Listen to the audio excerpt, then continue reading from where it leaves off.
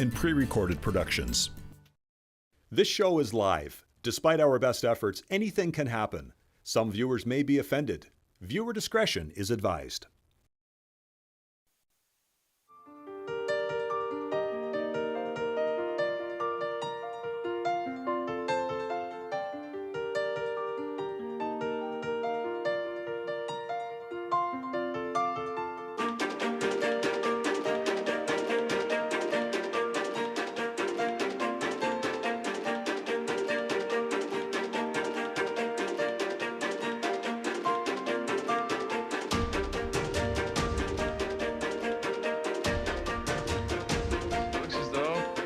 Number 12 with a direct kick.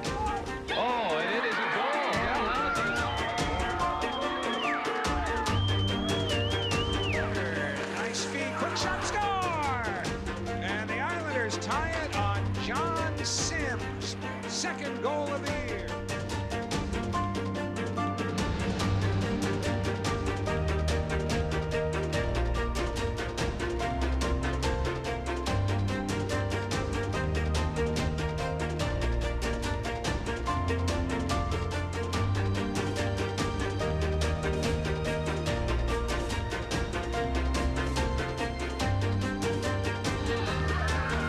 There you have it, your 1994 CIAU Women's Champions.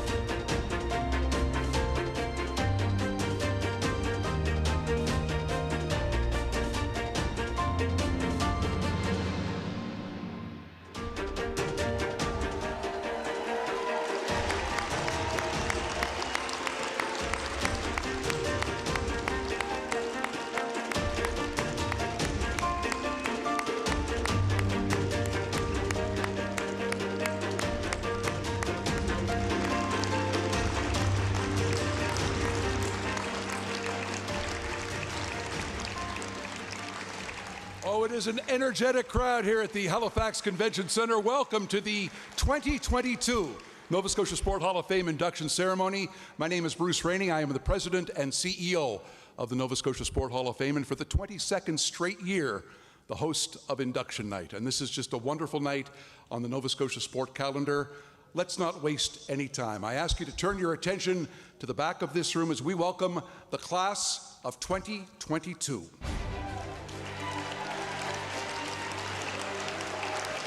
In alphabetical order, a two-time Olympian and the only Nova Scotian to compete in the 2006 Winter Olympics in Torino, Italy, a two-time medal winner on the Snowboard World Cup circuit and Canadian national champion in 2009, a true pioneer in the sport of snowboarding in Nova Scotia, from Dartmouth, Sarah Conrad.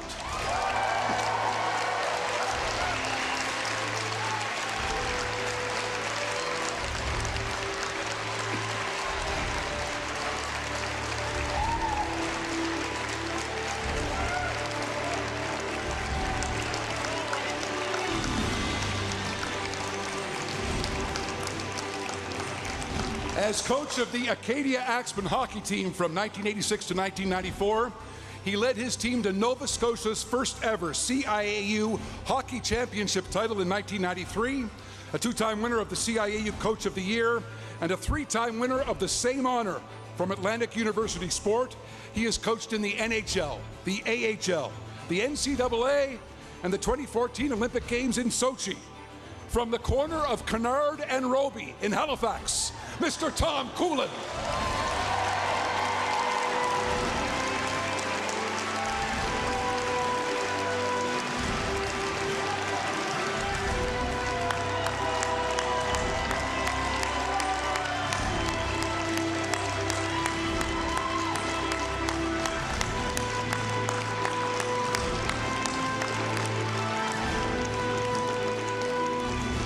In 1994, this team became the first Dalhousie women's team to win a national championship in soccer, defeating UBC 3-2 in the CIAU championship game.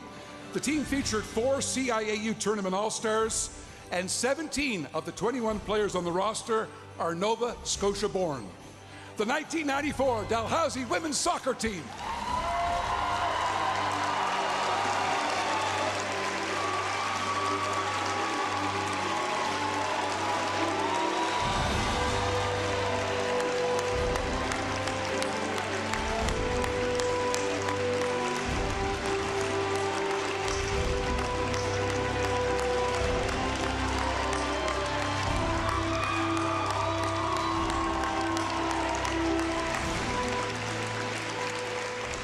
in out of the Chima Aquatic Club in Waverley.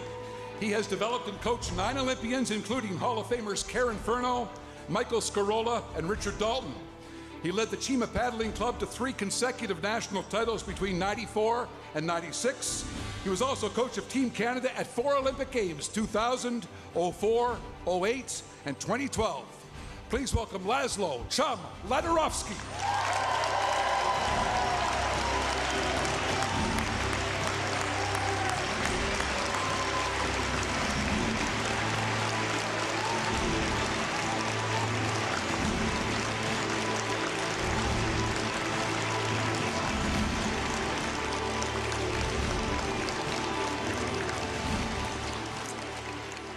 The all-time leading scorer for the Sarnia Sting of the OHL.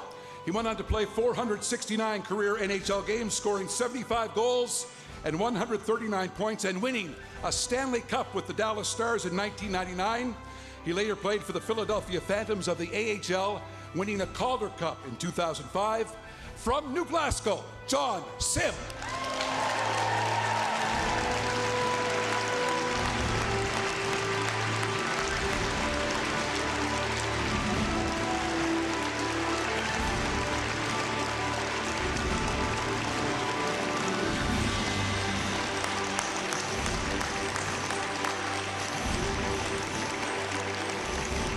And arguably the most accomplished sailor in Canadian history, he spent 18 years as a member of the Canadian sailing team. He competed in 5 Paralympic Games, winning gold at the 2008 Games and bronze in 2000 and 2016. He also received Sail Canada's Sailor of the Year award in 2008 and won a gold medal at the 2010 World Championship. From Halifax, Paul Tingley.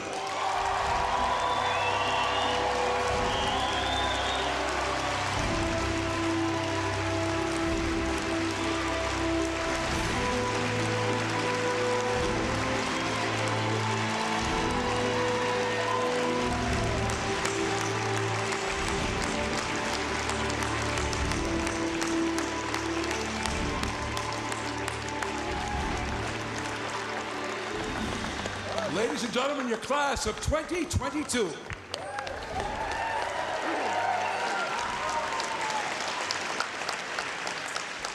What a class it is. Now that we are all seated and present, I would like to acknowledge that we are in the land of Mi'kmaq, the ancestral and unceded territory of the Mi'kmaq people. I also want to mention that the North American Indigenous Games are being held in this province next year in the summer of 2023. We as a Hall of Fame recognize the importance of sport to the Indigenous community, and we wanted to play our role in getting all of us hyped for next summer. So, take a look.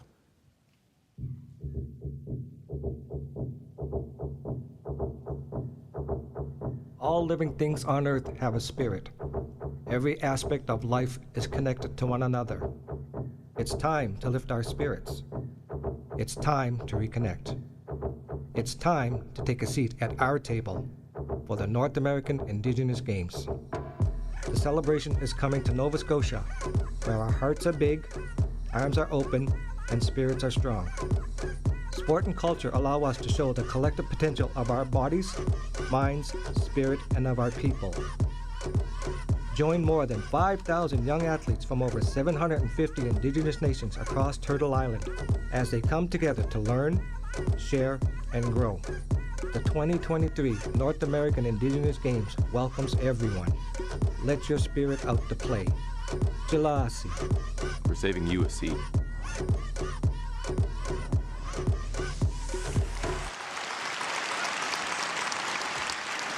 That is less than a year away, the 2023 North American Indigenous Games, and I can't help but think there's a future Hall of Famer or two in that group. But tonight the focus is on the class of 2022. Very pleased that for a second consecutive year, and it's mostly, I think, because we're inducting athletes from Pictou County, but nonetheless, for a second straight year, the Premier of the province has been kind enough to come and bring remarks on behalf of the province of Nova Scotia. A hand for Mr. Tim Houston, ladies and gentlemen.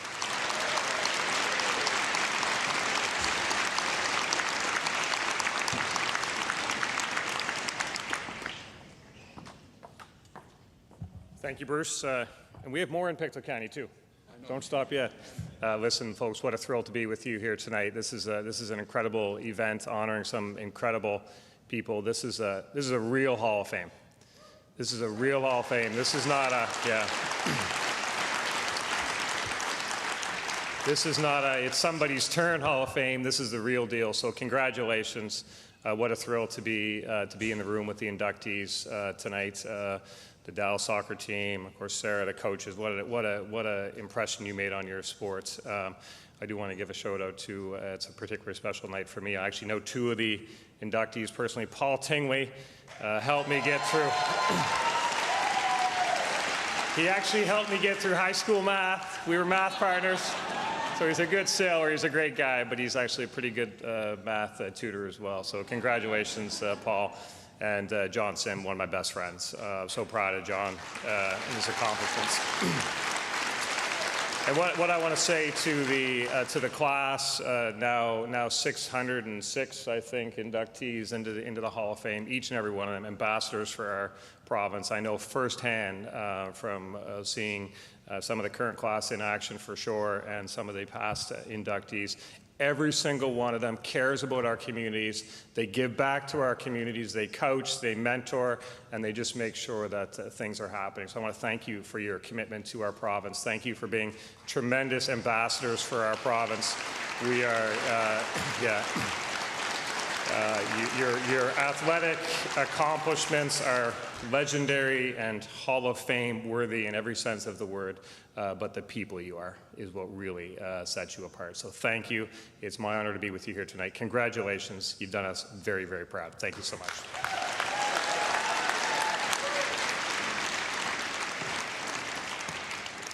As you know, an evening like this would not be possible without the support of our corporate sector, and they make tonight happen. We want to recognize some of our key players there. Scotiabank, founded in 1832 in Halifax, Nova Scotia. Its growth has always been fueled by the success of its 23 million customers. Scotiabank has been a passionate supporter of the Nova Scotia Sport Hall of Fame. Encore. Tonight you will see and hear the stellar product of one of the top providers of audio-visual assistance in an ever-changing market. Digital Ronin. Tonight you will see animated graphics from one of the leading providers of motion graphics visuals. The Department of Communities, Culture, Tourism and Heritage, the province of Nova Scotia. Nova Scotia's culture and heritage contribute to vibrant communities and enrich the quality of life in every part of the province. The Department of Communities, Culture, Tourism and Heritage invites Nova Scotians to experience and take part in our rich cultural expression. Scotiabank Centre, entering its 45th year as the centrally located site for local, national and international sporting events and major concerts in Halifax. Their production team, Silver Vision, produced the fine videos you will see tonight. Eastlink Community TV, the go-to channel for community programming that has built a reputation for its professional presentation of local sport, including Quebec Major Junior Hockey League and provincial high school sport telecasts. And our presenting sponsor is Saltwire Network, Atlantic Canada's largest integrated media company connecting Atlantic Canadians with local stories that provoke thought and action to make our communities better. Saltwire's media assets include the major daily newspapers in Atlantic Canada, such as the Chronicle Herald, the Guardian, the Telegram, and the Cape Breton Post. It also operates the most visited Atlantic Canadian-owned news site, saltwire.com. And Support for Sport, a program of the Nova Scotia Gaming Corporation, is a great friend of sport all across the province and has been there for the Nova Scotia Sport Hall of Fame on many, many occasions. We want to invite Kelly Manning, the Senior Manager, Social Responsibility for Nova Scotia Gaming, to come forward for a few words. Kelly. Thank you, Bruce. It's such a privilege to be here tonight celebrating Nova Scotia's impressive sport history. In 2006, Nova Scotia Gaming launched the Support for Sport program, a designated lottery program where 100% of the profits go back to sport in Nova Scotia. We did it because we wanted to do our part to contribute to a healthier Nova Scotia. Now, Support for Sport is the largest source of funding for amateur sport in our province and has now in total raised more than $55 million and helps thousands of athletes, coaches, officials, and community groups grow their game. Support for Sport funding has been used to develop community and provincial sporting programs, buy sports equipment, and provide training and development opportunities for athletes, coaches, and officials. And in fact, over 150,000 Nova Scotians benefit from the program annually. I'd like to take a moment to recognize our program partner, Sport Nova Scotia, for all of their hard work. The program wouldn't be where it is today without them. And congratulations to all of the inductees. We look forward to meeting you this evening. Thank you so much.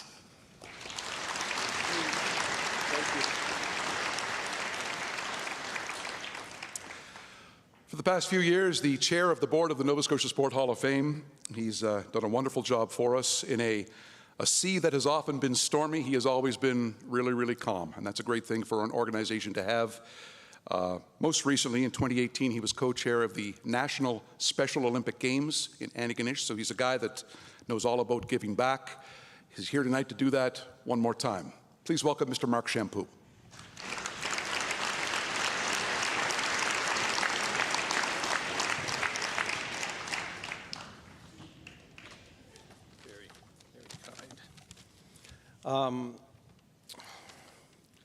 Welcome, folks. On behalf of the board of the Nova Scotia Sport Hall of Fame, I'd like to welcome you all to the evening, to the induction ceremony, and thank you all for being here.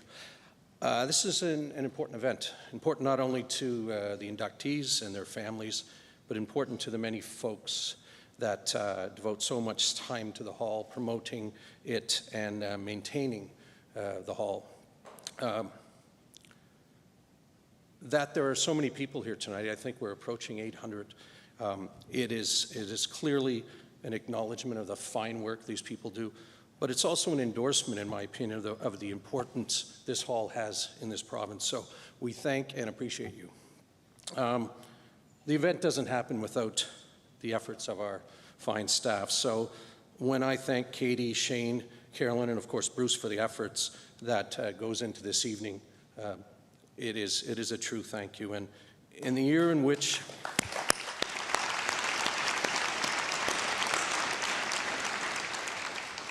And I'm going to thank you in advance, team, because in a year in which we embark on a very important and ambitious capital campaign, this is going to require commitment and energy that you all have and that you all bring to this place every day. So in advance, thank you. Finally, congratulations to the inductees. Enjoy this rare air. And if you will allow me one personal indulgence and recognition. Jon Sim from New Glasgow not only had a professional hockey career that is worthy of induction in this Nova Scotia Hall, he also happens to be the son of the late coach Hughie Sim. There are countless Nova Scotian hockey players who have careers and lives that are better for having an association with Hughie.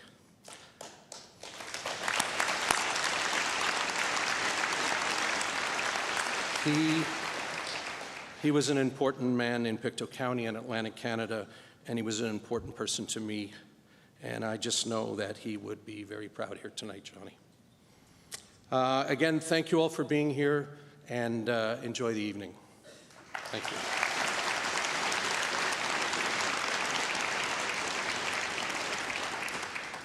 There is one aspect of the night tonight that's bittersweet. For the first time in 5 decades, 50 years, this event is not being produced by Joel Jacobson. There he is. He was an amazing friend to charities all across Nova Scotia, especially to this Hall of Fame. By any metric, this ceremony is great, and it's because of Joel. The quality of the writing in the program, the efficiency of the night, the commitment to the inductees, and just an underlying passion for sport. Joel passed away suddenly this summer, and he is missed. It gives me great pleasure to announce tonight that from now until the end of time, our Volunteer of the Year Award will be renamed the Joel Jacobson Volunteer of the Year Award, presented by Saltwire.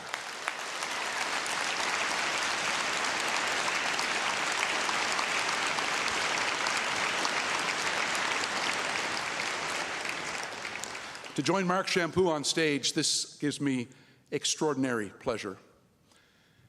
Joel's daughter has flown here tonight from England, and his son has flown here tonight from Toronto. Would Deb and Jason please come forward to help us present this award?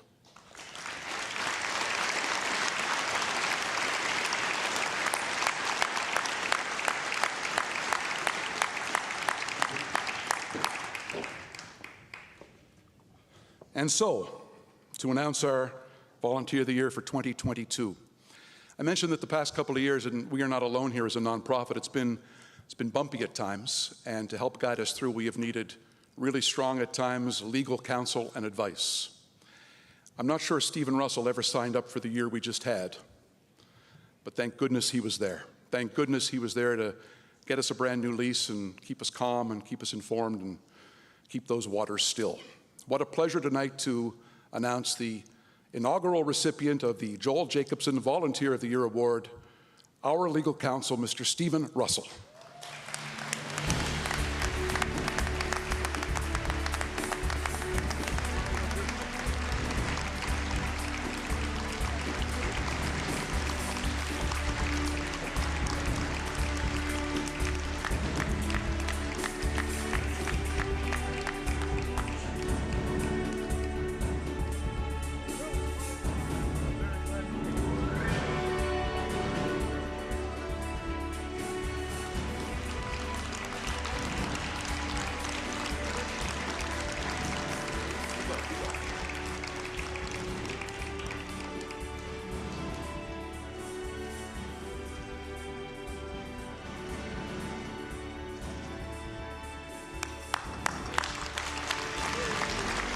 Deb, Jason, Stephen, thank you. Mark as well.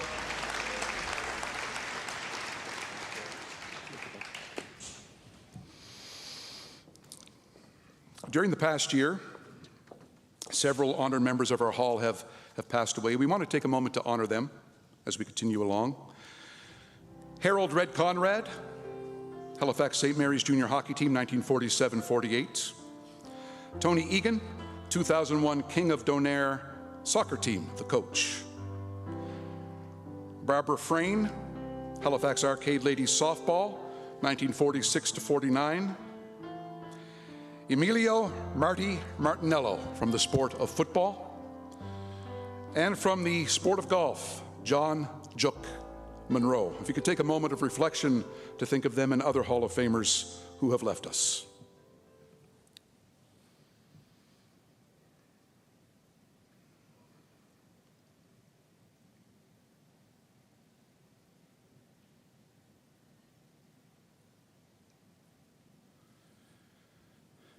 I thank you for that. All across the country at Provincial Sport Hall of Fames, there's a term used called Hall of Famer engagement. And nowhere is that more prevalent than here in the province of Nova Scotia. We have a wonderful relationship with our Hall of Famers. Once you're in forever. You're part of the family. There are 65 to 70 members of the Nova Scotia Sport Hall of Fame in the audience tonight. We can't go through them all by name because the show's got to wrap up at some point tonight. But I would ask the house lights to come up, and I know you're all humble and shy, but if you could stand so the rest of the country can see how many Hall of Famers are here, I'd really appreciate it. If you're a member of the Hall, please stand up.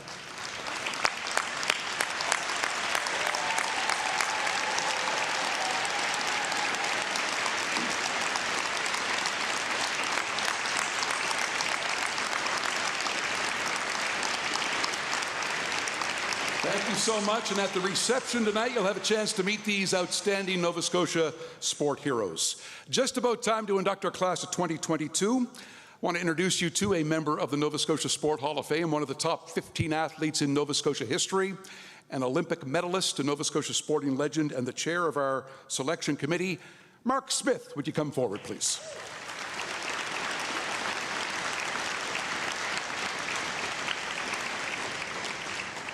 Thank you and welcome to the best night in sport in Nova Scotia every year. And I have the pleasure of chairing the induction committee, which is hard work in terms of the number of quality people that we get to look at each year, but it's a pleasure when I get here tonight and I look and I see the people who are going to be inducted. It's especially sweet for me tonight because I know 3 or 4 of these inductees fairly well. I've had the pleasure of working with probably the most humble individual I've ever met, and Paul Tingley. Absolutely. Sarah as well at the Canadian Sport Institute Atlantic. Kennard and Roby. Tommy and I go back a lot of years. We grew up probably about a 3-iron away from one another, and we followed one another's careers over the years. And I was extremely excited when he received the nomination this year, and really glad that he could be here. Tommy, it's great to see you. Chum, of course, with the wonderful job you've done with canoe kayak since you've come to our province. The Chima Club, which I'm a little bit biased towards because of my wife being a former member there for many years, but you've done wonderful things in the province for the sport of canoe kayak. We're lucky to have you, and we're certainly glad you're here. John, I don't know you, but I certainly watched you play, and it was a pleasure to watch you play. And of course, the Dal women's soccer team, which did wonderful things for university soccer and Dalhousie University. So once again, a wonderful class of inductees. We have a process that starts with 36 people across the province that whittle it down to 10 athlete teams and 5 builders. And when we get that down to a 12-person group to have a look at how we're going to make decisions, I promise you it's a 4-hour experience that's really difficult and really challenging. But I'm happy to say that at the end of each year, each time we come together, we're very pleased and proud of the inductee group that we have. Our province is just so fortunate in terms of the number of quality athletes we've produced year over year over the decades. Nova Scotia clearly punches above its weight and always has in the history of sport in this country and in this province. And tonight is just another example of how well we've done. So thank you for coming and enjoy your evening.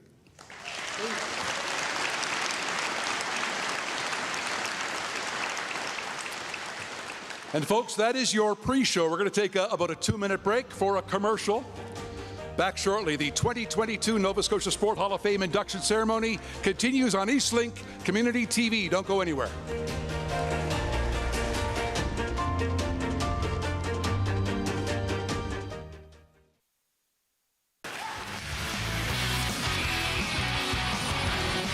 Watch the future QMJHL prospects with our coverage of Nova Scotia Eastlink Under-18 Major Hockey League action.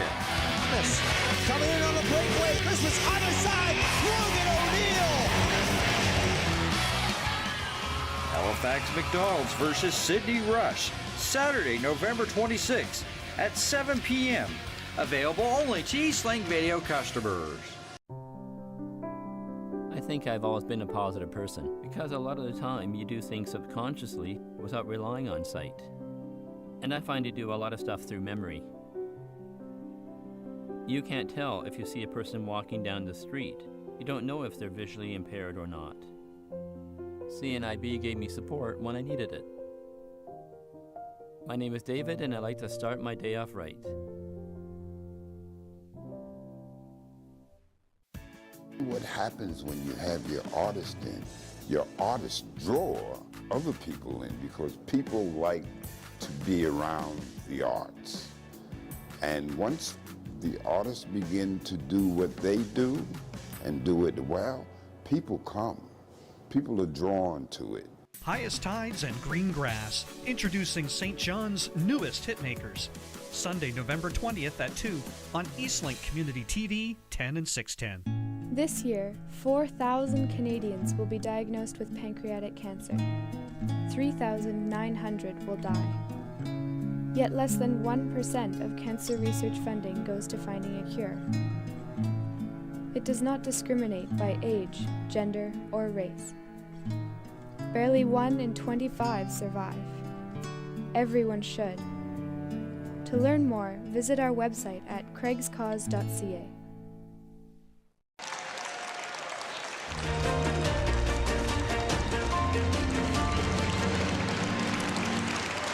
All right, the 2022 Nova Scotia Sport Hall of Fame induction ceremony continues. We'd like to welcome our first athlete to the stage. Please say hello, ladies and gentlemen, to Mr. Paul Tingley.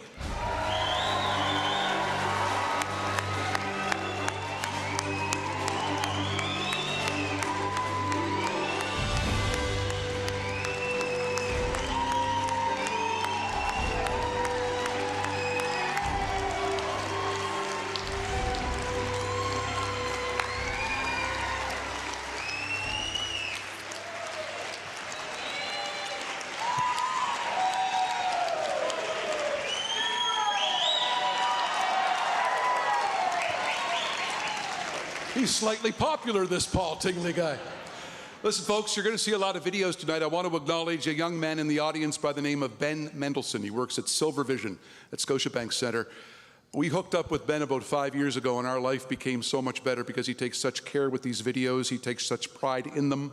He wants this night to be great, and he works so hard on every visual aspect. So, Paul, this is your life courtesy of Ben Mendelsohn and the Nova Scotia Sport Hall of Fame. The story goes something like this. A young man, paralyzed waist down from a skiing accident, is paired with a physiotherapist who just happens to be a world champion sailor. The young man was Paul Tingley, the physiotherapist was Judy Lugar, and the rest, as they say, is history. It didn't take me long to figure out he was pretty unique individual because he just didn't waste any energy on stuff that wasn't relevant. He was just, what do I have to do? Tell me what I have to do. And tell me how to do it, and let's get on with this. After a major change in his life. For Paul Tingley, part of getting on with it was getting reacquainted with the sport of sailing. And I remember being out on Halifax Harbour, out off in front of Point Pleasant, and it was a pretty breezy day. You know, it wasn't your picture perfect kind of sailing day. It was puffy and it was kind of cool. And I'd asked Paul if he'd done any sailing when he was younger. He said, yeah, I did a little bit. You know, I kind of have my bearings. And he said, but I can see myself doing more of this. And so prophetic that was. Paul Tingley more than had his bearings and would wind up doing a lot more sailing with a level of dedication that was virtually unmatched. We'd meet every day at the squadron and we'd go out and we'd just train hard, like doing stuff in repetition so that you really got the basic fundamentals down pat of mark roundings and starts and so on. And he'd do this time after time after time, and it was like 3 weeks we're into this. And he says, I wonder if it'd be possible to take a day or two break. Oh yeah, sure, no problem. You know, he was just that keen to learn that he was willing to put it all out there. Along with that keenness to learn, Paul Tingley also had unique mental skills that made him a perfect match for the sport. I think Paul loves competition, A. B, he loves pressure. He seems to do pretty well under pressure where everybody else gets a little bit shaky or nervous. Paul gets nervous, but it seems to bring out his best in him. And so he's always been able to deliver when the pressure's been really high. It's just part of his makeup. Some athletes got it, some don't. He definitely does. His frame of mind when he's out in sailing is always happy, never satisfied. So he's a very positive person. But on the other hand, he's always looking for a little bit more, trying a little harder, going a little further, not being afraid to take a gamble or two to see what comes of it. Never was that gambling gene more on display than at the 2008 Paralympic Games in Beijing. Going into that last race, I mean, there were 25, 30 competitors on the line. He goes off, he sails off in one direction along with another competitor or two, and the rest of the fleet goes a standard direction. Anyway, Paul goes off in this direction, gets a nice lead, holds the lead, and wins the regatta. It was just, he had a sense of where things might happen on that course, and he was going for that opportunity. Shortly after Beijing, Tingley entered the Open World Championship in the Netherlands, where anyone could compete, with or without disabilities. And sure enough, he's the first sailor with a disability to win a world championship in the open class. So that was straight up, all the cards on the table, everything's equal, and yeah, he delivered, and you know, in such a great way. Like he was still, I think, to this day, one of the most popular world champions that I've ever seen, in terms of you know, being really well respected amongst the groups. It's a respect that has been well earned through a mindset and philosophy that have served Paul Tingley so very well. If you put your mind to something, you can go maybe even further than you think you can. And you know, setbacks in life sometimes just change your path, but they don't stop it. If he sees something that he wants to try or he gets an invitation, he'll never turn it down. And I think just the idea that move and, don't be afraid of anything. If you see something you think you might like to try one day, don't let anything hold you back. Paul Tingley, world champion sailor and Paralympic gold medalist, and our newest inductee to the Nova Scotia Sport Hall of Fame.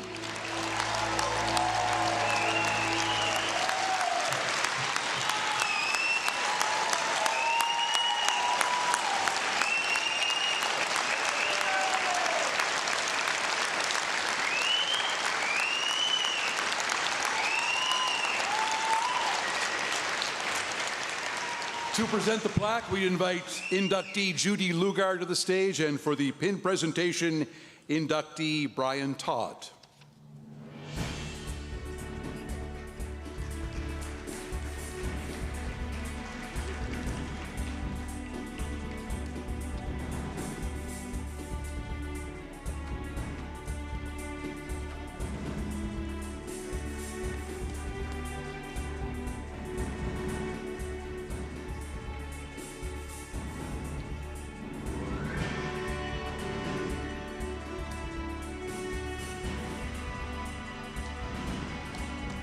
Slide on over, Paul. Oh, pictures.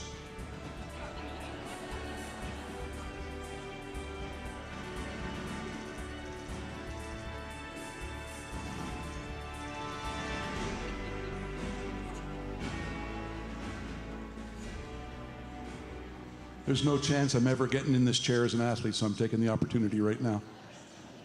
Congratulations. Pretty nice stuff said about you there, and what a career you had. Tell me about what grabbed you with sailing and kept you, a part of it for so long. Oh, wow. That's a good question. So sailing, it checks all the boxes. You're going out on the water, you leave the wheelchair at the dock, you got freedom to go wherever you want. It creates adventure, and when you have adventures, it turns into fun. And also, I can invite friends out, I can go travel, I can compete. There's the science of how the sails work and everything. So it's just like another challenge every day you go out. So I love that. You heard Colin mention that there are athletes who don't like pressure, and you do. At least he thinks you do. Why do you? Yeah, he's all about performance under pressure. So, yeah, I don't know if I'm really all that, but I do enjoy going for it in the big moments, and I do want to bet big to win big. So I'm not afraid of that. At the beginning of my career, I was always kind of like, why aren't more people doing big, risky moves? I'm going to do that. So then I just started doing that all the time, and I practiced how to do that, and it became comfortable somehow. I didn't do it all the time, and there is a little bit of homework behind the risks. But yeah, I was always willing to fail, and if I failed, I was okay with making a fool of myself. But I'd go back, and sometimes it worked out. Takes us to 2008. You heard Brian Todd talk about you on the line, and you and maybe one other boat heading that way. Rest of the field goes this way. You're the guy that won gold, so going that way was a good move.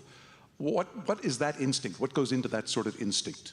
Oh, there's a lot in that whole week of the Paralympics. So it came down to the last race. There's 5 of us, and everyone said, go left, go left, go left. But me and the guy from the United States had a little alliance, and we'd do our homework before, and it kind of was even. And I was like, oh, the right side's not so bad, kind of flatter waves. I think I'm going to do that. And Craig Guthrie, my coach at that time as well with Brian, he was like, do it, do it. And I was like, that's all I had to hear. And I was like, I'm going to do that. And then after the start, I went right, and I was like, I'm such an idiot. I'm all alone here on the right side. And then I'm talking to my compass going, would you please go my way? And then it did. And then it just turned out where I was in first place at the first mark, and I just kind of beat them all to the finish. So that was it.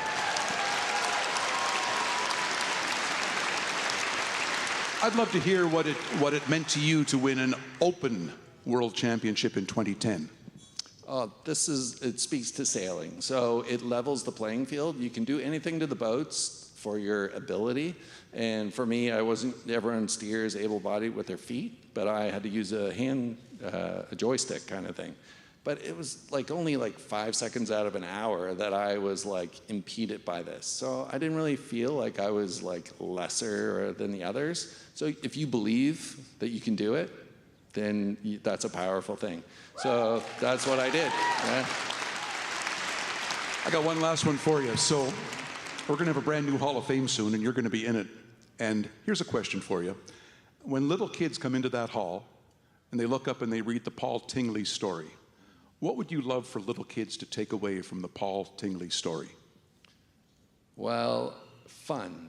You got to love what you're doing. It's not like, this is great to be here, but I did it for the sport and just to be out there and be active, and like your curiosity is working full time and you get deep into it, and that's so rewarding to do.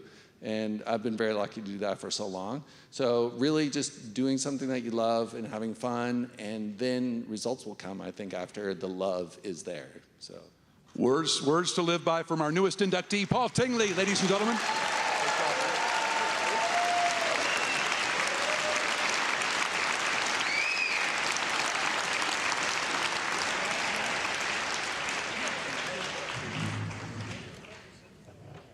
What a guy, huh?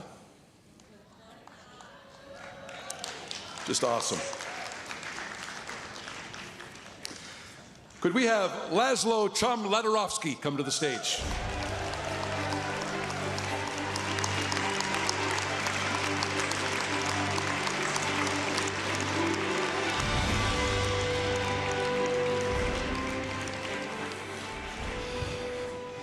All right, Chum, there's the screen, and this is your life right here. As comparisons go, if you're a coach, does it get any better than this? Chum is like Yoda in kayaking and canoeing. He was an athlete himself in canoeing, competed at the national level in Hungary, which is a very high level as well, club level and national level. And he's a constant learner. He studies the sport, he studies individuals and how they move to optimize their movement patterns. And how that study has paid off for Chum Ladorovsky. In a career that now spans decades, he has developed and coached 9 Olympians and has led Chima to 3 national championships. He's just kind of created that wave of performance and self-awareness. Like, he really kind of inspires you to learn more about yourself through training and through movement and through water sports. And if you have ever met Chum, he loves the water, loves Chima out in Waverley, and it loves Waverley too. He's special. He's got that something special that not all coaches have. I think one of the biggest things he has is creativity. I always loved his creativity. He was always looking for new ways to do things. Creativity might be one thing, but when you combine it with unmatched passion and work ethic, well, that's when true magic can happen. We train 2 to 3 times a day, 6 days a week, 11 months of the year. Chum never missed a practice. I was with him for 10 years, and he never missed a practice. And he came down to that canoe club every single day, and he had the most passion of anyone there. And he often brought the energy for us. When we were beat down, we were tired, Chum always had a positive attitude. The amount of sheer work that we all did kind of outclassed what other clubs and other training groups were doing at the time. So it was kind of beyond the research and the training that was going on at the time in other clubs. Certain athletes down here could not take his training program. Like he tells them up front, this is a tough program. It's a tough sport. It really is. Our best athletes are our toughest athletes, both mentally and physically. And he said, you're going to work hard under me. He tells them, and then some actually just couldn't take it, and they'd have to leave and go elsewhere. To this day, those that persevered are thankful they did, not just for the skills gained, but for the life lessons learned.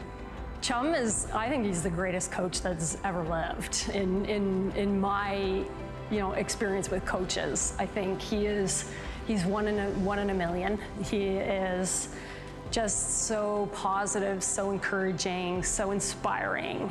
He gave more than he took, And I think good coaches do that. They give, they don't look, he doesn't look for rewards. They come just because he's good.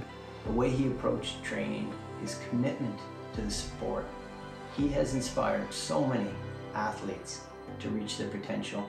And more importantly, he's inspired so many coaches to go on and build their clubs and train great athletes who've gone on to successful lives. It's just incredible what he's done. This guy is a builder. Laszlo "Chum" Ladorovsky, one of the finest paddling coaches in the history of the sport and our newest inductee to the Nova Scotia Sport Hall of Fame.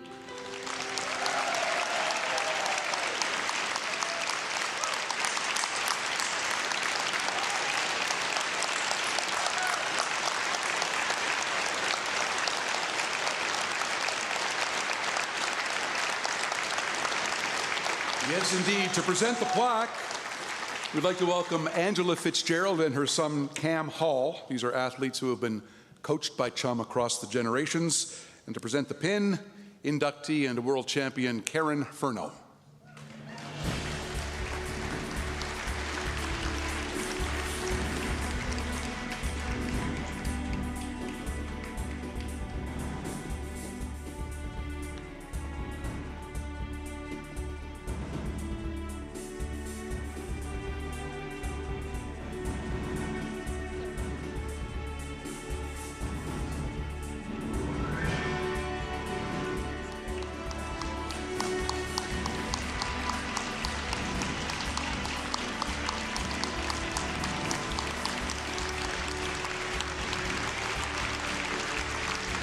Thank you, folks.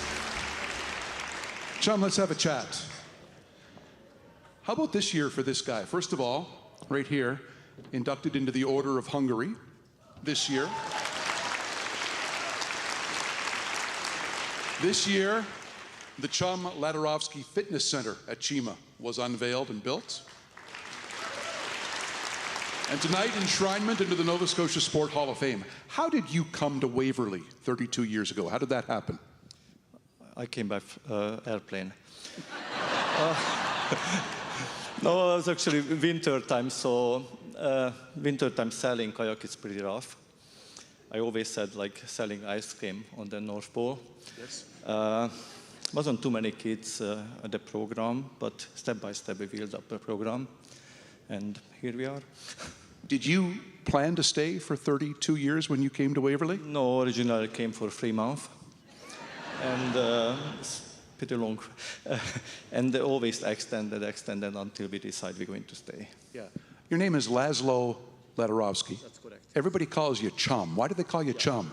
I have no clue. I got this name back to Hungary. In Hungary, I mean nothing actually, so it just stick with me somehow. And so there's absolutely no story there whatsoever? No, unfortunately not. What a horrible question. What a horrible question that was. I can set up something later on, but listen, let's work on something later. So for your next interview, you got to. Chum, what do you think makes a coach a great coach? Be honest with you, I don't know. If I know, I'm probably a great coach also. But I think you have to coaching from your heart. You go through different stages. First, just you go with your gut sense. Later on, you learn from school, colleagues, all kind of stuff. But never forget, you always coach from your heart.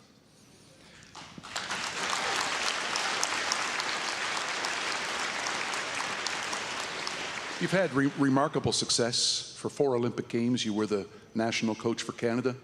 And here you are now back in Waverley. There's something about the Chima Club, isn't there, with you? It is. It's more than a club. It's a family. It's my home and the home of so many kids. Some of them sitting here, my former athletes, my current athletes. And we have an incredible board, volunteers there. We call it actually Chima family. And I'm happy to just be there. You know, it's amazing. I think there are maybe 60 members of the Chima family here, maybe more, celebrating you. How does that make you feel? Oh, it's an unbelievable feeling for me. So it's all of my friends. I can call them friends. And It's sometimes you go down to the club and you see athletes that were to 10 years old up to 70, 80 years old.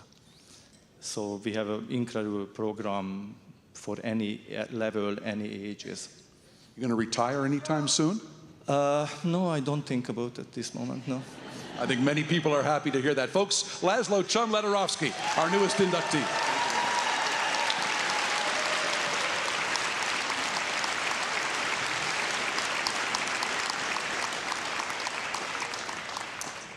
Could we have Sarah Conrad come to the stage, please?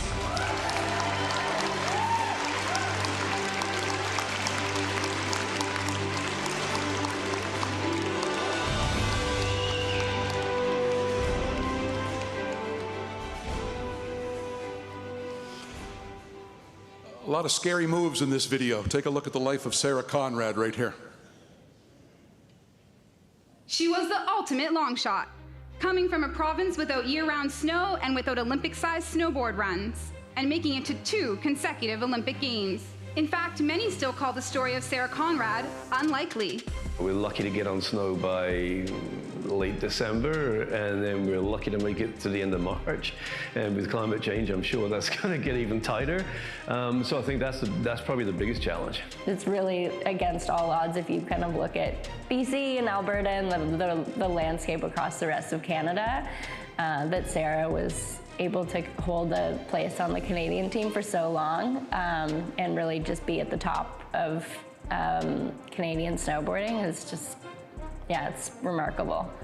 Remarkable maybe, but also easy to explain. For the story of Sarah Conrad is one of immense talent meeting immense desire. Like, she was so dedicated to getting better, and she put the work in, which, again, if you put that into any snowboarder, if someone's going to go out and practice all the time, they're going to get better. It's a skill, practice-based sport.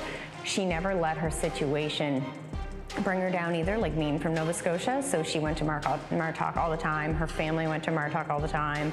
They loved it, so she put the work in here. So then when you come from here and you go to somewhere like Whistler, it's like Disney World. So she also, you know, was very excited and went out there and put the work in.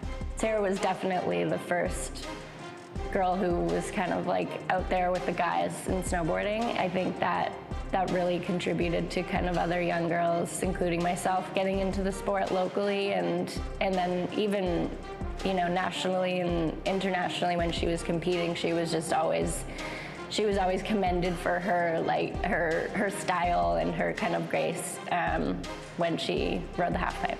That style and grace were unmistakable to snowboard judges across the country and around the world. From a storied junior career, Conrad would eventually go on to compete in 2 Olympic Games, 2006 in Torino, Italy, and 2010 in Vancouver, BC.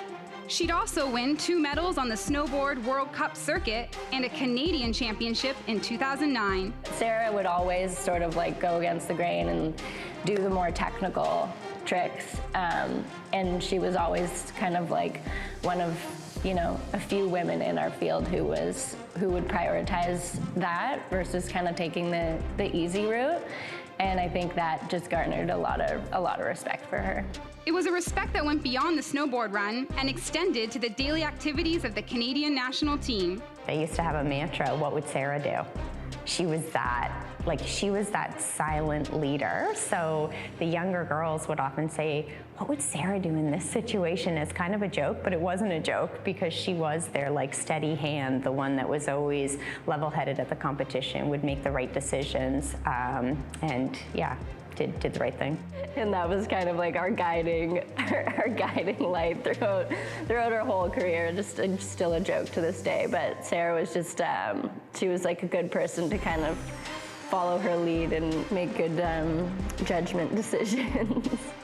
As it turned out, Sarah was a guiding light who also recognized from an early age the importance of passing it on. She'd be off finishing 4th in Austria in a half-pipe competition. The following week she'd get home, and I know what it's like on the road, and it's grueling and you're tired and you just want to regenerate. But the following Saturday she'd be at 600-foot Martok giving out medals to winners of some of the kids' competitions and stuff, and that was just an amazing way to give back. Sarah Conrad of Dartmouth, a true pioneer in the sport of snowboarding in the province and our newest inductee to the Nova Scotia Sport Hall of Fame.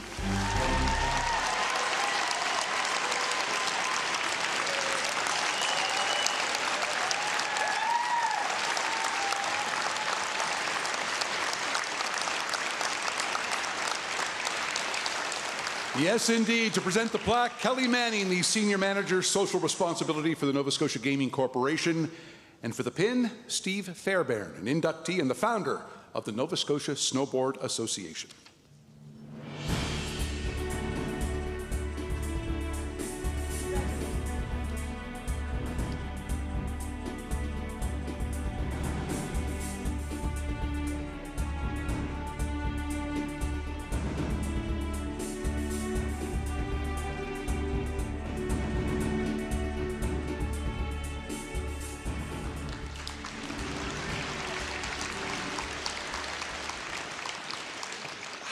How did this sport become part of your life? Take me way back and tell me how.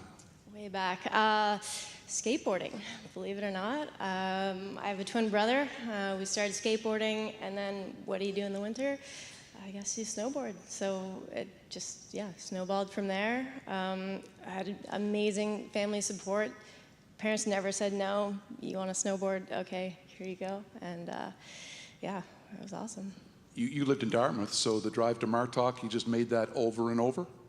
Yeah, as much as we could. But you don't have to go to Martok. We go and sit on a hill, or like our elementary school. If you got 2 feet in a heartbeat, you can just walk up a hill and then slide down it. So, going to Martok, it was essential a little bit later on, but to pick it up, we just messed around anywhere we could. Down our driveway, ends in a lake, so you gotta make that's a little navigating, but yeah. Slide stop, I think it's what's called. When we talked on the phone a while back, I told you that everybody we spoke to used the word unlikely to describe your story. And you said, yep, but possible. Unlikely, but possible. Why possible? Well, we've sent 4 now, so I'm not alone. And for me, Trevor Andy went in 98 and 2002, and for me, that was huge. I remember, I think it was in Nagano, looking at a snowboard magazine, and he was on the cover of a snowboard magazine, and in the Olympics, and he was from Falmouth, and that just didn't make sense to me. But now I get it.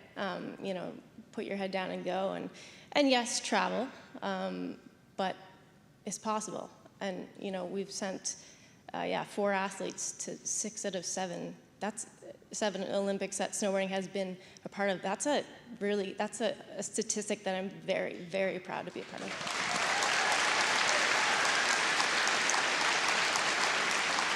I think a point you'd like to make tonight, it's possible because the hills around here cooperate to the extent they can, don't they? Yeah, for sure.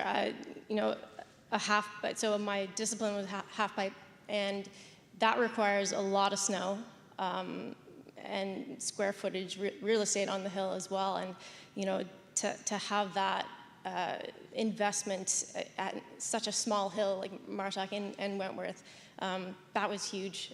I don't think I would have gotten into that discipline without that there. So it's not there anymore, but I can't thank them enough for their investment in those facilities. A lot of the young kids, Alex Duckworth was one who was in the video, refer to you as a pioneer. You were the first female to really go out there and do this against the guys. What does it mean to you to see so many girls now snowboarding, and a lot of them likely because of you? Oh yeah, it's amazing. Growing up with a twin brother, I guess there wasn't a super big difference. I just did what I wanted to do, and I think that really helped me go and hang with the guys or whatever, and learn at whatever pace that was maybe put a little bit faster and pushing me. I had that carrot in front of me to that was always something to shoot for. And coming back, I do a few female events and stuff like that to try to show support, and it's just amazing. Even from the past few weeks, getting notes from other females being like, I vividly remember the feeling that they got when they saw me at the Olympics. And I was just chatting with one of the Dal soccer ladies, and it's so easy to get caught up in the Olympics and not able to step back and take a minute to see the big picture and the influence that sport has on other people. Sport is such a powerful thing, and it's something amazing to be in here. Those are remarkable words. Unlikely, but possible. The story of Sarah Conrad, folks. Congratulations.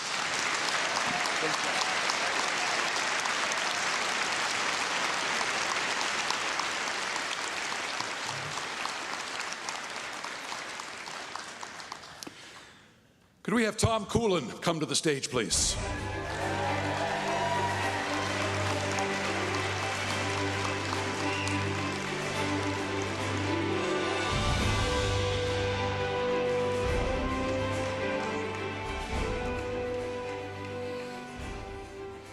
You want to watch some TV? Let's watch a show here. Here's Tom Coolen.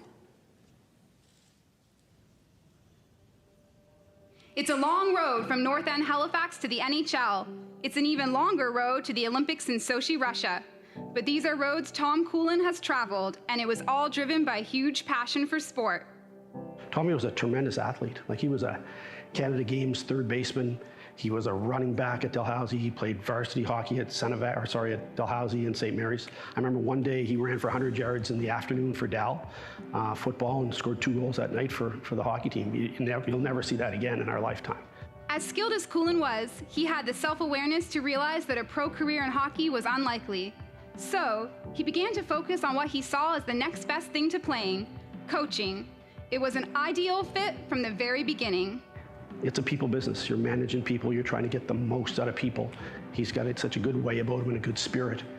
He gets people to buy into what he's trying to sell them, and the team's trying to sell them, and makes them feel good about their job. Amazing people skills. And whether we would have players at Acadia from high school trying out or from Memorial Cup teams trying out, anyone that made the team was an axeman, and were treated all the same. Tom Coolen had a legendary run at Acadia, twice being named CIAU Coach of the Year and leading the Axemen to the national title in 1993. It was the first ever CIAU Men's Hockey Championship for a university from Nova Scotia and gave credence to the Coolen method. He understands what you need to have on your team to win. He can look at a team and say, this team needs a little more sandpaper or a little more skill, or I need a power play defenseman. He understands how to put teams together. And in college hockey, you're the coach and the GM, and he had a great knack of putting the right pieces in place. He could read the practice, how it was going. He could read the mood of the room. And, practice wasn't going well. Whistle blows, we're having a 3-on-3 tournament. The players, right? But they love that. And, the next day, it was a different work ethic. They would come out. He kind of knew, almost a gambler sometimes, when to hold them, when to fold them. He was good. Coolen left Acadia in 1995 and has since coached in junior and professional leagues all over the country and world. A highlight of his career was working with Ted Nolan on the Latvian coaching staff at the 2014 Sochi Olympics, and then later with the Buffalo Sabres. And I had a chance to assemble my staff. One of the first guys I decided to bring was Tom. And why would you bring him? I think you'd bring him because of his past success and again, his personality.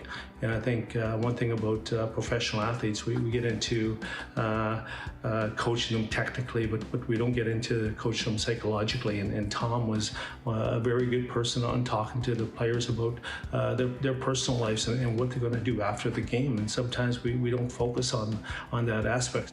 Tom Coolen's unique coaching skills and personal approach have resulted in championships and awards basically wherever hockey is played. And tonight results in the ultimate recognition by his home province. There's been very few Nova Scotians, if any, that have coached at the Olympics, who have coached at the World Championships, who've coached in the National Hockey League, coached in the American Hockey League. Tremendous run in college. He won championships at Acadia. He won championships at UNB. One year when he was just teaching in Fredericton, Mike Eagles at St. Thomas asked him to coach the volleyball team at St. Thomas. They won the national championship. every level he's been at, he's got the most out of his team. If he has a good team, he usually wins. To him, the game, it's his life. The coaching, it's his life. And he just loves to coach and help people and work with people. And so to get the honor of, through all his travels, to be recognized by his home province is a great thing. And I'm sure for Tom, it's the icing on the cake. Tom Coolen, hockey coach and people person extraordinaire, and our newest inductee to the Nova Scotia Sport Hall of Fame.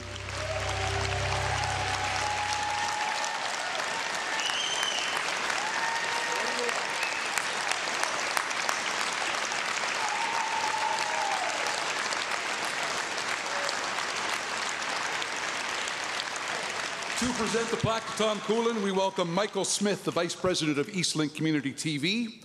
And for the pin, a 2021 inductee and Acadia basketball legend, Mr. Ted Upshaw.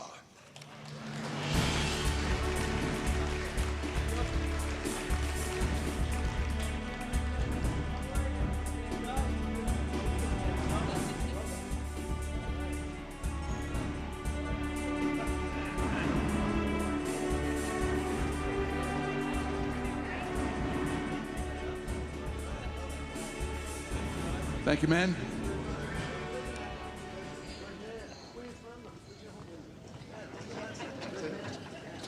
All right. How you doing? I'm doing great. Yeah. Great. Wonderful. Princess Place on the corner of Kennard and Roby. You got it. Yeah, it was a long time ago. Yep. I'm going to ask the question I asked a chum. What do you think makes a coach a great coach? Well, I think you have to love the game. I think you have to really enjoy people. And I think that, I don't have to go any further than that. You have to love the game, love the people, love the challenge. And I think that's basically sums it up. What about the reward for you when, and Ted Nolan talked about this, when obviously you get a team to play well, but when you can make the life of a young person better, what does that mean to you? Well, every time you coach, you know that you're highly involved. You contribute to someone's development. And if they're anything, most players live and breathe the game. Most players, I like to believe, respect their coach, and they have a big influence on their life. And I think you can really affect someone's life and affect in a positive way. So that's what I always tried to do, and I always believed that I had a big, that was something that I could help change a guy's life, put him on the right road sometimes. St. Pat's School, right, as a little boy? Yes, sir, not too far, just up around the corner. Yeah, St. Pat's Boys School, Oxford Junior High School, St. Pat's High School, and I got to say, St. Pat's High School, not QEH. Just for the record, we did invite a few of those guys here tonight, but yeah, St. Pat's High School. That was a bit of a thing back then, wasn't there? A bit of a divide. That was a big thing back in my day, and even when I invited some people, I wanted to invite friends of mine. They're here, the wonderful people. My friends are over here. Yeah. But I started with Catholics from St. Pat's, and then I invited a few Protestants along from QEH. Just to balance it out. Yeah, give everybody equal playing time, That's right? Absolutely. Yeah. We spoke on the phone a couple of months back for a long time. And when I asked you what the biggest highlight of your career was, there's been a lot of them. Obviously, Acadia was big, but for a guy from North End Halifax to coach at the Olympic Games in Sochi, coaching Latvia, what was that all about? Well, it was, the Latvian experience for me over 3 or 4 years was wonderful. I mean, we were coaching on the world stage for 3 years, and then we got to Sochi, and we were one of the surprises, and we were one of the biggest stories out of Sochi, the way we upset the Swiss, and then we played Canada. But to answer your question, to play, we beat the Swiss, we upset the Swiss, and then we played Canada with Crosby, Tays, everybody in there, and little Latvia, and then, it's 1-1 with 6 minutes left. And you think Canada, I think they, some of their executives had to go to the bathroom a few times. But yeah, it was a great thrill to be there and almost come close to one of the biggest upsets in Olympic history. It would have been. It would have been for sure. Yeah. Shea Weber, darn Shea Weber. Yes, Shea Weber, and it was a bad call. Scored on the power play. It was a bad call. A bad call. Check the tape. It was a bad call. I ran into the referee that made that call a few years after that. And 10 minutes later, I basically told him what I thought of him. And that was an interesting night, believe me. We might move on from that conversation if you don't mind. We should. Yeah. Who are the, here's a question for you. Why are you here? And here's another way of asking that. Who are the people that got you here tonight? Well, thank you for asking me that. Well, I'd have to start first. I'd say the people that got me here tonight were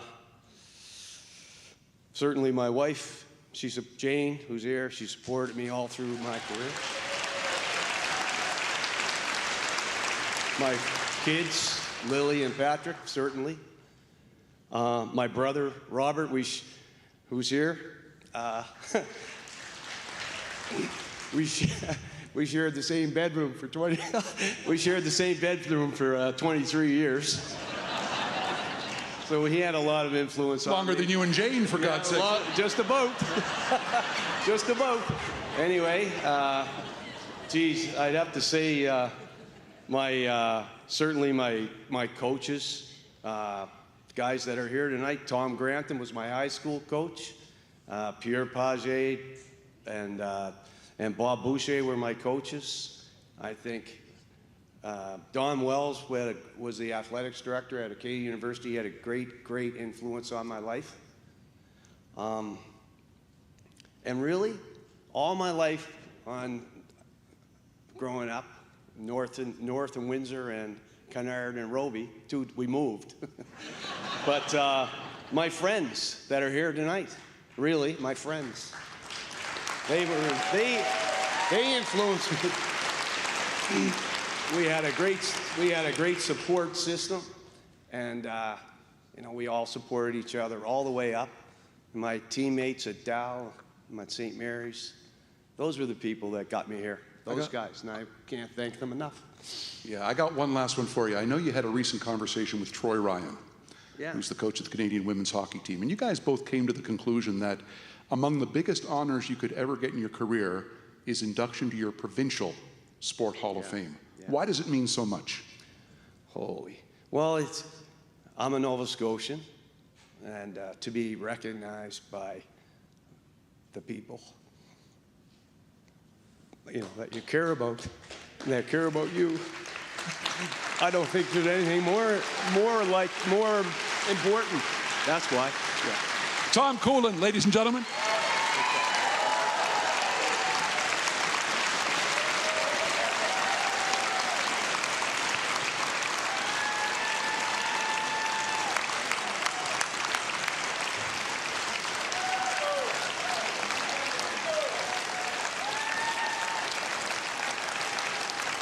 Tom Coolen. Folks, we're going to take one more 2-minute break. We'll continue. 2 more inductees to come as the Nova Scotia Sport Hall of Fame induction ceremony continues on Eastlink Community TV.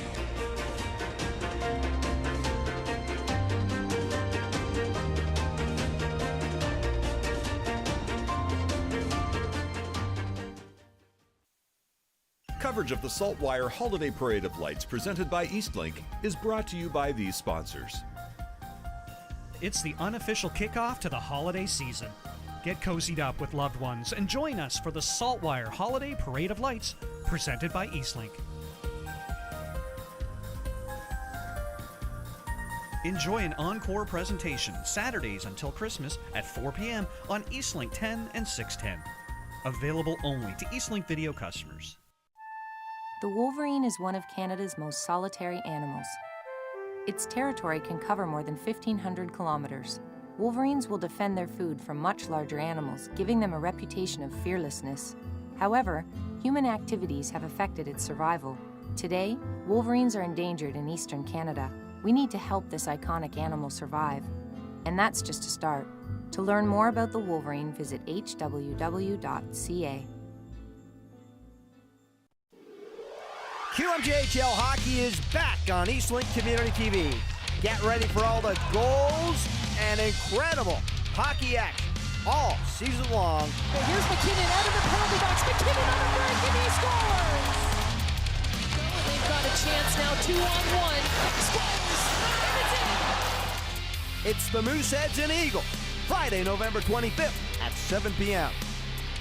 Available only to Eastlink video customers. It's a fact that many older homes contain asbestos. When you cut or disturb asbestos, the fibers can get into the air, and that's just plain dangerous. Today we know that breathing in asbestos can cause lung cancer as well as serious lung diseases. If you plan to renovate, don't touch things that may contain asbestos. Leave it to the pros. They know what they're doing. To learn more about asbestos and your lung health, go to lung.ca.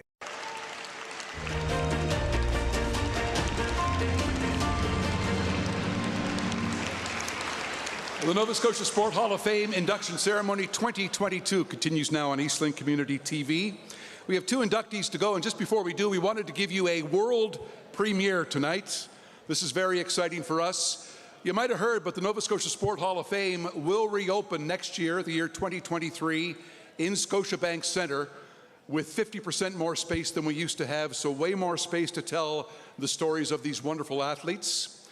We spent a lot of time working on design and budget, and we think we have it. So, if all goes to plan, this could be your new home right here in 2023. The Nova Scotia Sport Hall of Fame is returning to a familiar location with a fresh vision. We are rebuilding our facility where we previously hosted more than 55,000 visitors per year. The new Hall of Fame will be more than a museum. It will be an easily accessible educational and cultural experience, a regular stop on any family's outing to Halifax, a place where both Nova Scotia sport history and current sport accomplishment can be celebrated. For the first time, the facility will be fully accessible with an improved entrance for those with special mobility needs. Renovations will include an increase in square footage of up to 50%. The increased square footage of the new Hall of Fame will provide ample opportunity for the Hall to expand its program offerings, not only continuing with a free admission museum and free education program, but also exploring community partnerships, hosting healthy lifestyle activities, and serving as a gathering place for locals and visitors alike. A dedicated theater space will host students from across the province for our free Future Hall of Famers education program. State-of-the-art technology will also deliver great sport moments to Scotiabank Centre event attendees, tourist groups, and special event crowds. The Hall of Fame will still be home to the Sidney Crosby exhibit, featuring the world-famous family dryer. The Hall of Fame Museum will be a great place for families to spend time and youth to be inspired by the stories of our sport history, where young people can visit to see the sports stars they know, stay to discover the ones they don't, and have fun imagining themselves as the sport heroes of tomorrow.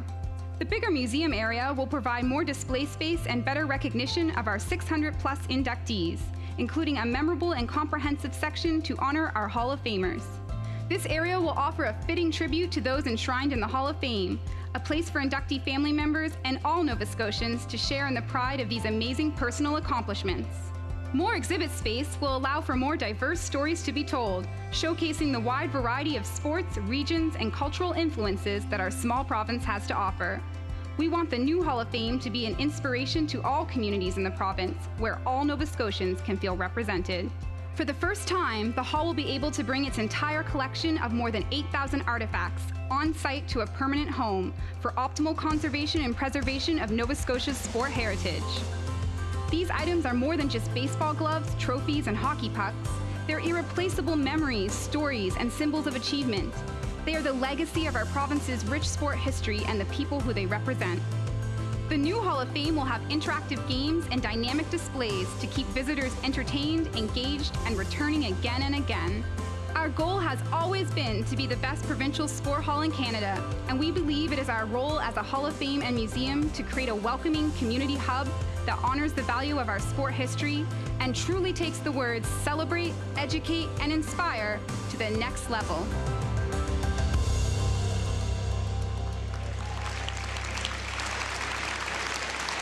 So fingers crossed, 2023, all of our new inductees and all of the past inductees will have a beautiful new home. Let us continue along. This is a a moment that could be very entertaining as we welcome the 1994 Dalhousie women's soccer team to the stage.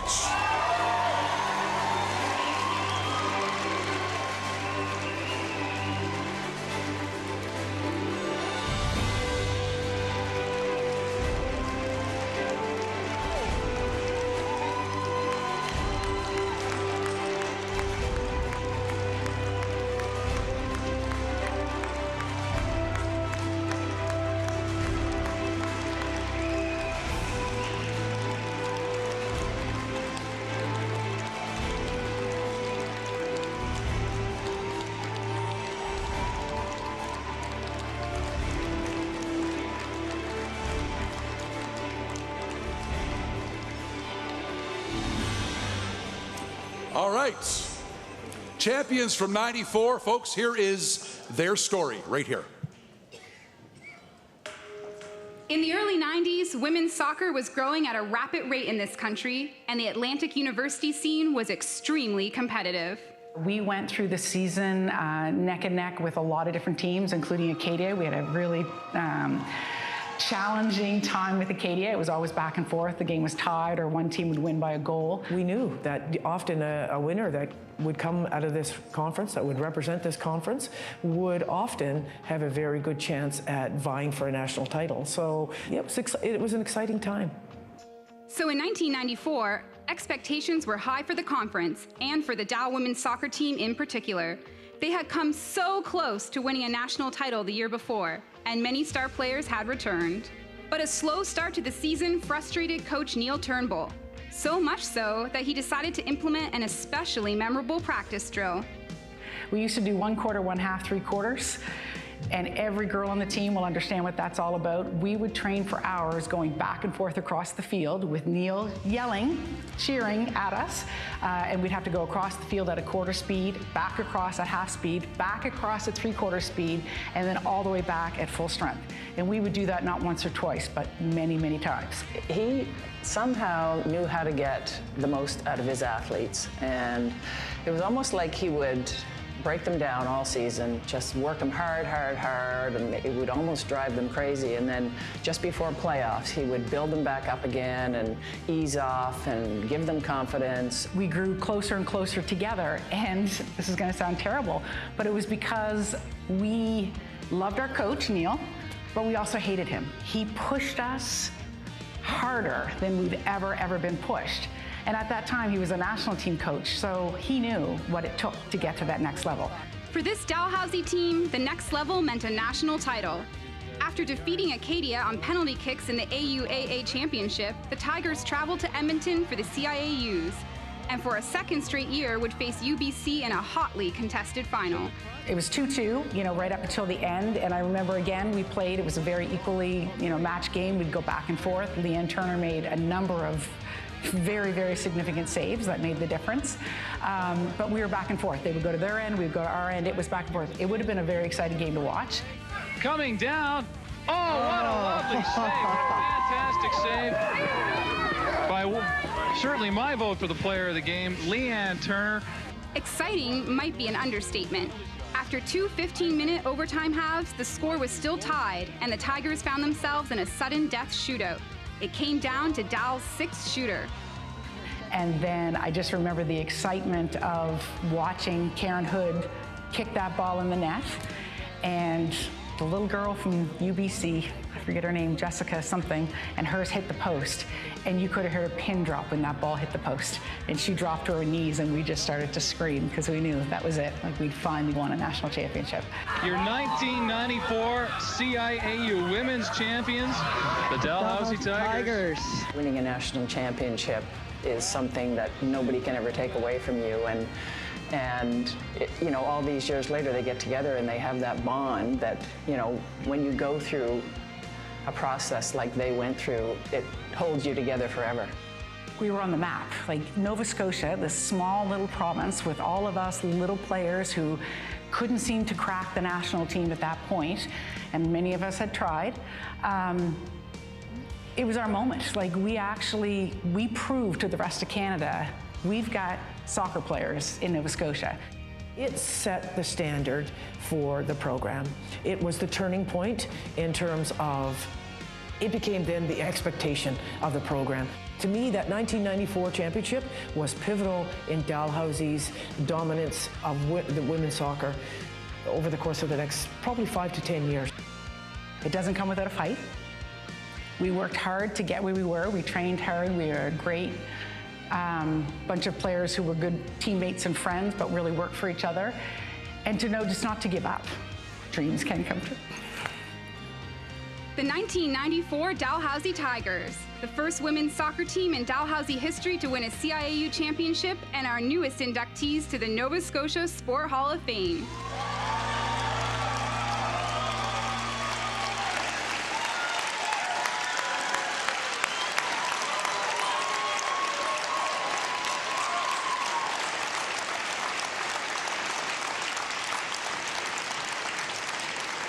To present the plaque, we'd like to welcome Suzanne Frugier to the stage, the Executive Vice President of Strategy and Business Development at Events East. For the pin, a co-presentation, Cindy Ty, an inductee, and Police Constable Stephanie Johnson, a teammate to many of these players, a Dal soccer alumnus. Dana.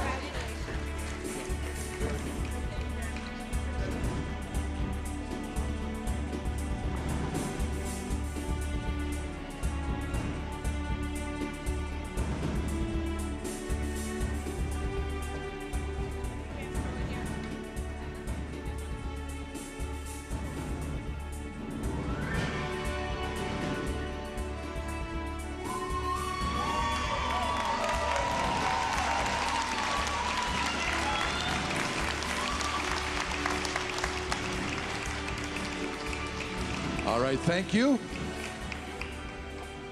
Thank you, Suzanne, Cindy, and Stephanie. I want to ask Carla and Leanne to come forward, right over here, if you don't mind. Into the lights.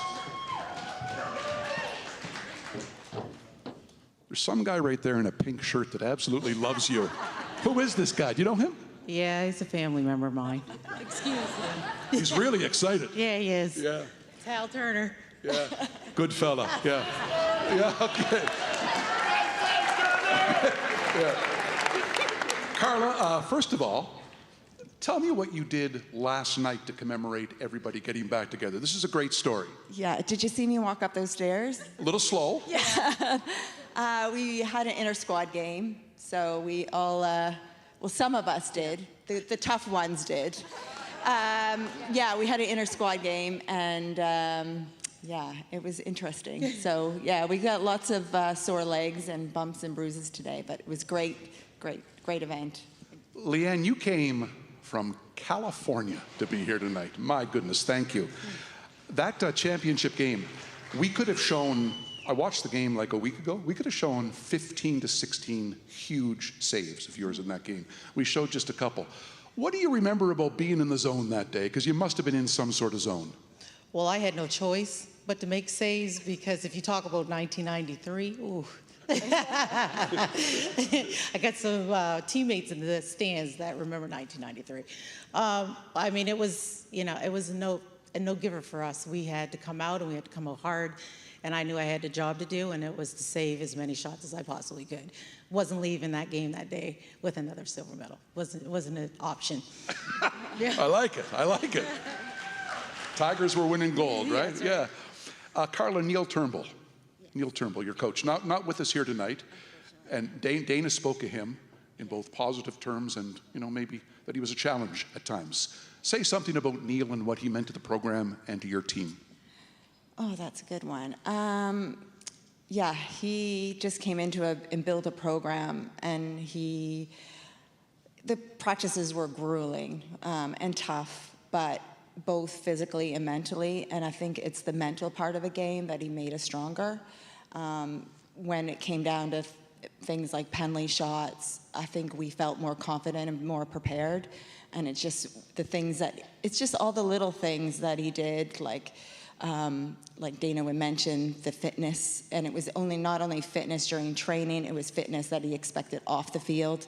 It was just the perfection that he he expected from all of us. Like if he asked for a ball and we passed it to him, and if it didn't go directly to him, if it just slightly went by him, we would have to go and pass it to him again and pass it to him again until it went right to his feet. It's all those little things that he expected perfection all the time. And I think that's probably made us stronger. And I think in the end, it made us win the championship. Leanne, put us in that net from your perspective. Okay, we're in penalty kicks. I think it's shooter number 6 for BC who's looking at you.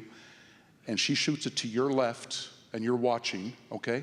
Pick up the story from there and tell me what you felt like when it dinged the post. Oh, I didn't realize we won. It was a teammate on the sideline that told me that you won. Because it felt like we were just at that same show where we were penalty shot after penalty shot and it would never end. So it was almost like this dead still moment. And if you actually watch that video, nobody cheers for like almost a minute. It took a minute for us to realize we actually won. Because we're used to going either the full team or at least 10 shooters, 10 that fast at the national level. So for me, I was kind of shocked in that big net. And again, it's just adrenaline and just, you're there and I have one job to do and it's to make the save. But me, what people don't know is my true commitment is to that goal pole. So you see how he stopped the net. We have that working relationship. Yes. That's what people don't know. Goaltenders love their posts, right? They love their posts. That's what people don't know. Yeah. Carla, one last one for you. So this is almost 30 years ago now, right? 30 years ago. What's it like for all of you to be back here in Halifax in front of this group celebrating this moment? It's just absolutely amazing. Like, look at them, all of them. And just to, even last night getting together and tonight getting together with these girls, we all share the same bond and the memories that we're able to talk about and relive those moments that happened so long ago. It does make it feel like it was yesterday, and it's just a special, special night. Championships bond you forever, folks. The Dal Tigers from 1994. Congratulations.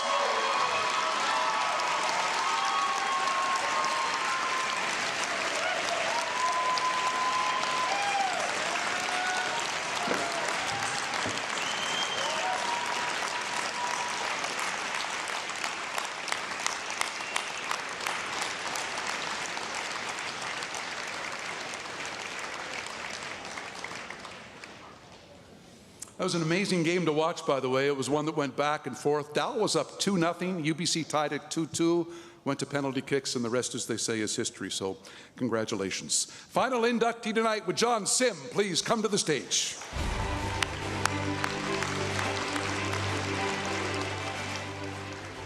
For as long as he can remember.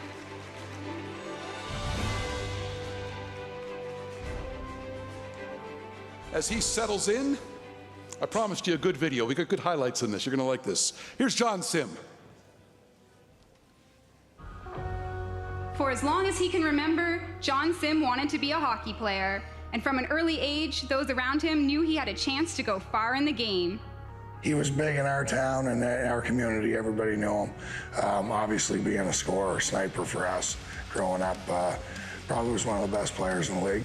Not just one of the best, but one of the toughest to play against. Never the biggest player on the ice, Sim early on developed a style that would define his career. He was a pest, but he had a great stick, quick release. He wasn't scared to get into the corners. He was small in stature, but mentally he played the game hard. It wasn't long before scouts started to notice this unique combination of touch, tenacity, and toughness. When I think back to when I first saw you play with the Sarnia Sting in the Ontario Hockey League, passion, determination, a competitive fire to make a difference in the game. And boy, you did make a difference in the game, a big-time scorer. But ultimately, you wanted those goals to count for something bigger than yourself, and that was championships. I think really what made Jon the player that he was his versatility. I think you could, any given night, you can find him doing something different to help contribute to the team's success, whether that be scoring a big goal, blocking a big shot, big penalty kill, helping on the power play. Really, up and down the lineup, anywhere you put him, he was going to find a way to contribute and ultimately help out. Never was that versatility more evident or more valued than during the Stanley Cup run of the Dallas Stars in 1999. You are a great asset for us with the Dallas Stars. You are the Swiss Army knife, the guy that we could play anywhere, in any different position, and you could energize our group instantly. It's no accident that I'm sitting in front of the Stanley Cup from the 1998-99 Stanley Cup Dallas Stars that you were a part of. And you know, what you added to that team was significant. The spirit, the energy, and the willingness to do whatever it takes to help a team be successful. Wins the draw, shot, score! High shot by Sim, right from the faceoff. It was a real pleasure coaching you. It was a real pleasure having you on our team. You added a lot to our group. It allowed us to win championships. You were a big part of that. And also, you always were in a position where the other team was mad at you, so it allowed other people to play. Jon Sim was that rare player that coaches love to coach, teammates love to play with, and opponents had to grudgingly respect. His career is remembered with great fondness by all who got to know him. As you reach this moment in time, you did so many things to earn this honor, and so many people that helped you get to where you are now. And you're doing exactly the same things in coaching and mentoring young people to help them achieve their dreams and goals. Congrats, man. Really happy for you. I'm sure this is a real honor. You, Marlon, the kids, that's awesome. Happy to be a part of it here in a small manner. He means a lot to Pictou County, and these days even more. I think he's giving back, he's coaching, he's bringing kids through the system. He's been there probably 10 years now doing it, and a lot of kids are getting drafted out of there. He runs hockey programs. I put my boys in them in the summers. So these kids are really lucky to have a guy like Jon who knows what it takes to be there. He was an undersized guy in our era, but still found a way to get the ultimate goal. Jon, you've made a big difference in people's lives around you. Certainly, I'm better for knowing you and for having been involved with hockey teams that had you on it. So, as you're recognized with this very significant honor, and somebody who is a proud Nova Scotian, I know what it means to you. So congratulations on this induction, and a very well-deserved honor, and nothing but best wishes to you and your family today and in the days ahead. Jon Sim, the pride of Pictou County and our newest inductee to the Nova Scotia Sport Hall of Fame.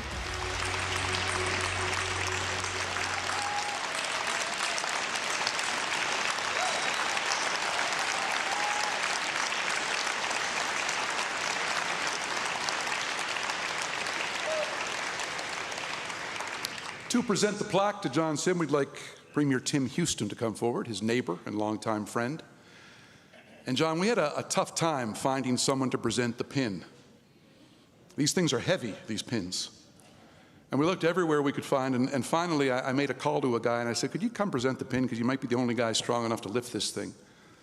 So from Pictou County, I'm not sure you even know he's here.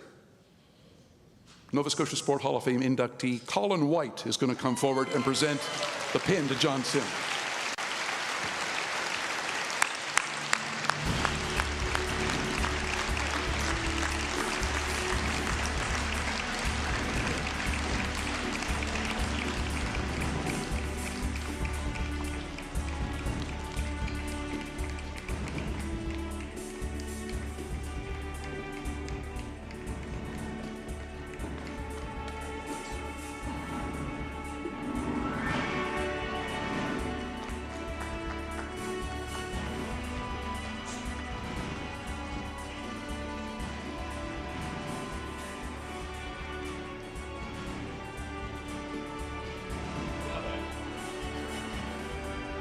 Beautiful. Colin, before you go, Tim, stay right there too. I just want to show you guys something. I'm going to show you a picture on the screen, and I want to know what goes through your mind when you see it. And Jon, you tell me what goes through your mind when you see it too. Let's take a look here. What does that mean to you? A lot of emotions. Best friends. That was after your cup win, I think in 2000, against the Dallas Stars. And there you were in the midst of celebrating the cup. You had your buddy out there with you. Yeah. No, pretty emotional. This knucklehead, we've been through a lot, so pretty proud of him. Yeah. What do you think when you see that? Well, we lost, so. But I mean, we did lose. It was a great series, and you know, to see Colin to win the cup, and we went through the same thing the year before. So, like he said, we were best friends for a long time and still are, and it was a great honor for him. Yeah, we should get a picture of this because this is the first time the Premier will ever be on the left wing. See, right? Yeah. So, yeah. He used to run our charity events. Yeah. All right, let's talk to Jon here. Thank you, man.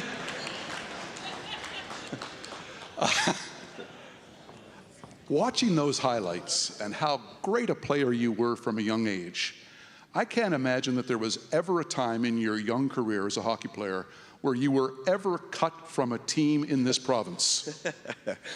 I thought we were going to do this at the end, but... Let's do it now. Let's do it now. Yes, I tried out for a team Atlantic when I was 15 years old, and I was cut by a coach, and congratulations to Tom and all the other inductees, but Tom actually cut me, so...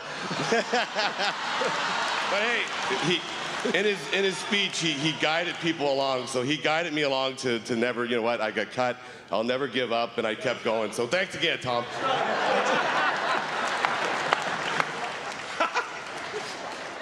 It was all the plan, right? It was the plan to inspire him. It was a plan. That's right, it was a plan. Jon, listen, great career, obviously. Tell me about, we had a phone call a while back, and I was blown away when you told me when you were called up to the NHL and you went in the dressing room, who did you play with the first time you ever played an NHL game? Yeah, I was pretty lucky. I played on a great team in Dallas, and I walked in the room. You always have the lineup up on the board, and my first two line mates were Brett Hull and Mike Modano, and I got to play a full game with them. And throughout the years in Dallas, we always played here and there together. But my first game was with those guys, and it was a great experience. They were great to me, and it was a fun night. Did they give you the puck much that night, or? They tried. I was always open, but I had to give it to Brett. How nervous were you, and what did those guys do to help you through that, if indeed there were nerves? Well, you're always nervous every game. It's the best game in the world, and to play at that stage.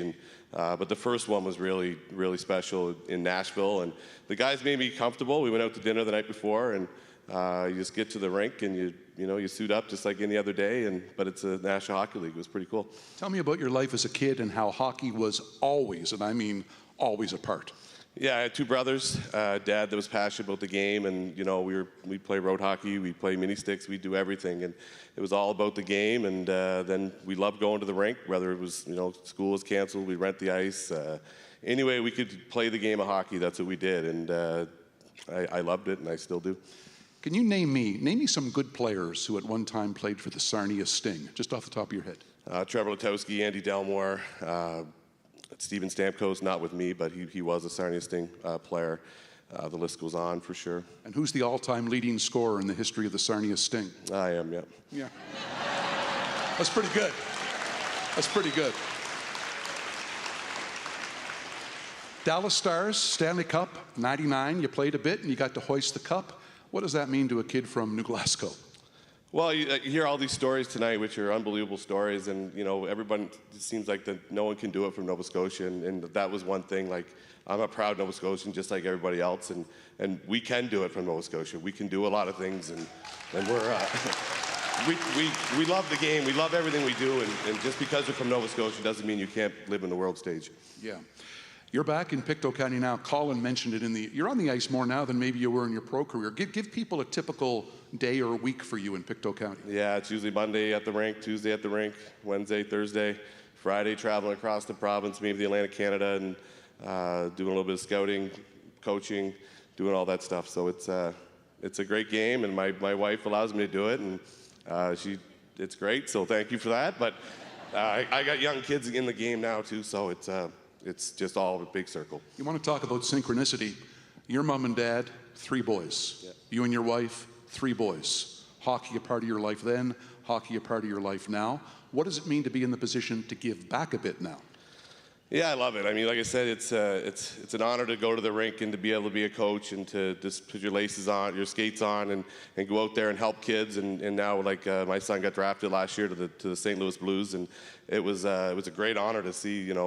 I helped them along, and I really hope there's hundreds of other kids that do the same thing, because I got to play in the National Hockey League for a long time, and it was the greatest time of my life. I want to say something about Colin to end this, okay? Because we interviewed him for your story.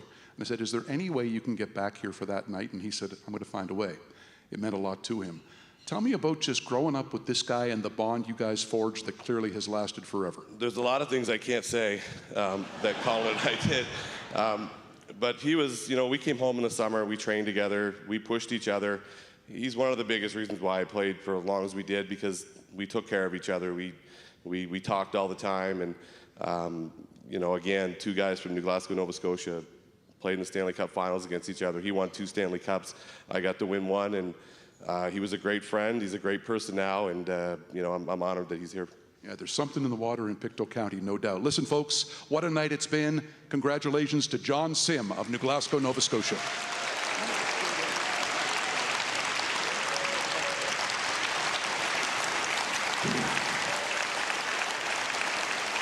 Folks, we're going to ask Jon Sim to stay. All of the inductees, if you could make your way back up to the stage for a final photo op. We are very near the end of our night. I want to end this, folks, with a little stanza from a poet, a Canadian poet who wrote a poem called Heroes. And it's a real short little stanza. It goes like this. Heroes don't think that they're heroes. They're just lucky in the right place when the numbers are called. Ain't it funny how people who walk so tall don't think that they're heroes at all? Come on up. Anybody that wants a great photo op, let's do it now. Folks, thank you so much for attending. See you back here in 2023. This has been the Nova Scotia Sport Hall of Fame induction ceremony on Eastlink Community TV.